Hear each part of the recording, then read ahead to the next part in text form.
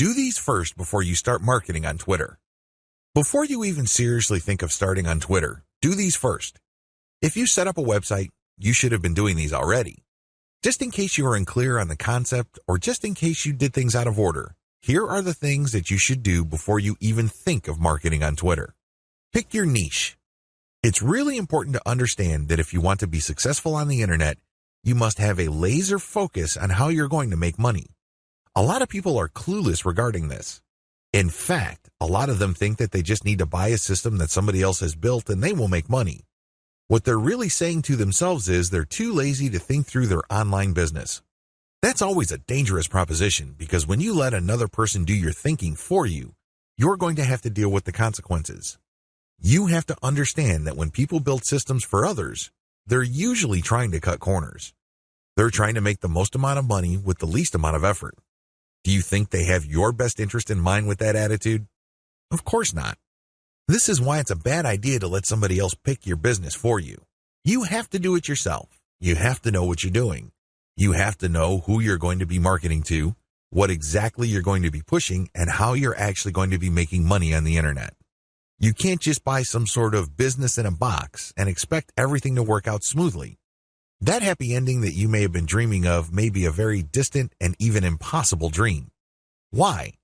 You just didn't step up. You have to do all of this yourself. The most important is to pick a niche. A niche is a subject matter category or some sort of category for whatever collection of needs you are trying to address. What kind of problems do the products you are promoting or the website you are building address? Pick that niche. Understand how that niche compares with other niches. Understand whether it fits your amount of resources and your expectations. Build a site. You can outsource this. You can create a site that addresses your niche. When you're building a website, you're not just putting up a nice-looking online destination. It must do something. It must convert the traffic that you drive to that site into cold, hard cash. Create a mailing list. Next, you have to create a mailing list. This is crucial. Your mailing list is actually the payload of your website. Sure, you may be putting up affiliate ads on your website. When people click these and they land on the sales or landing page, they may buy something. When they do that, you get a commission. That's nice and everything, but if you really want to make money over the long term, create a mailing list. Why? Whatever credibility, respect, or trust you create with your website, you maintain with your mailing list. When you have an update on your website, you just publish the link on your mailing list and invite people to click through, and you have yourself a nice burst of traffic. I've got some bad news to share with you. The vast majority of people who visit your website will never come back again. That's the harsh reality. When you have a mailing list, you get to retain some of that traffic. You only need to set an update, and you get a nice little surge of traffic because people saw your email and click on your link. This enables you to retain some of the value of the hard work and time you put into branding and promoting your website. To create a mailing list, you have to offer a premium. It's some sort of freebie. It's some sort of incentive for people to join your mailing list. Of course, you make this case on your squeeze page. You advertise the value of the freebie you're giving on a page called a squeeze page. This is where people enter their email addresses to subscribe to your mailing list. Please understand that there is a big danger here. This is a warning. Don't go overboard in promoting the freebie because if you do that, people will sign up for the free booklet, the free course, or the free book. They couldn't care less about the updates your mailing list will send them. In fact, if you push the freebie too hard, they might even think that the updates you send are some form of spam because you caught them by surprise. Do you see how this works? There has to be a healthy balance between getting people pumped up to join your mailing list because they're getting something for doing it, but also letting them know that they are getting a better value by being on your list just because you will be sending them information that would enable them to solve all sorts of problems in their lives that are related to your niche. Do you see how this works? Do you see the balance? Create an ebook or report or some sort of high-value giveaway. When you create a mailing list, there has to be some sort of incentive for people to sign up to your list. I wish it were as easy as saying that your website is so awesome that your visitors owe it to themselves to sign up to your list. I'm telling you that if this is your strategy, you're probably going to get very few list members. Why? People need a push. They may be impressed by your website, they may like what you're doing, but this may not be enough to get them off the fence. To many people, entering an email address into a field is a lot of effort. You have to give them some sort of valuable incentive for them to sign up for your list. Generally, I would use some of my popular blog posts, or I would come up with a distilled version or a cheat sheet version. Usually this works. Other times, I would use some sort of massive compilation of resources that are an answer to people's problems. Whatever the case may be, the value of the incentive must be obvious. They don't have to be Sherlock Holmes to figure out the value of what you're giving away. Again, to reiterate, the value must not be so big and steal so much of the spotlight that people forget that they're signing up for a mailing list. It must share equal billing with the list. You have to promote the freebie in such a way that it is still clear to the person registering to your mailing list that they are signing up for a mailing list. Find top-notch content in your niche. Once you've set up a website and a mailing list, the next step on your journey to marketing your website and mailing list on Twitter is content. It's easy to get tempted and think that you're some sort of niche genius. You get all excited about a hot idea or a hot blog post topic, so you write a blog article. You put in the time, effort, and energy to do that, but what happens? 9 times out of 10, that content doesn't work. For whatever reason, people do not seek it out. You don't get traffic with it. You're not alone when this happens. The idea of build it and they will come is a dead end.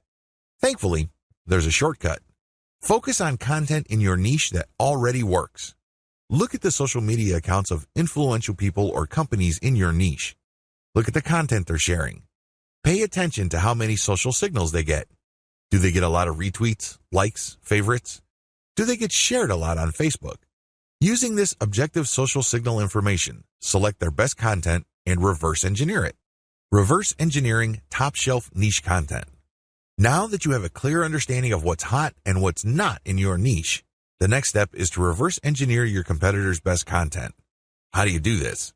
First of all, you just focus on their topic. If they're talking about a certain personality in your niche, then talk about that person, because obviously the fact that they're getting all this attention from your niche audience means people are truly interested in that personality. However, don't stop there. Come up with something new. Maybe interview that person directly, or maybe take some sort of controversial angle. Maybe you can give more complete information. Whatever the case may be, come up with content that is obviously superior. This is what's going to make your tweets more popular. This is what will speed your branding efforts up. I'm sorry, but if you're just going to offer the same content that everybody in your niche is already offering, there's really no reason the people you're reaching out to should follow you. Think about it. If they think that you're giving them the same stuff as other sites, why go to you? They can easily have gone to those other sites. Draw their attention based on familiar themes. Keep their attention by doing something a bit different. It doesn't have to be much. You don't have to be a hero.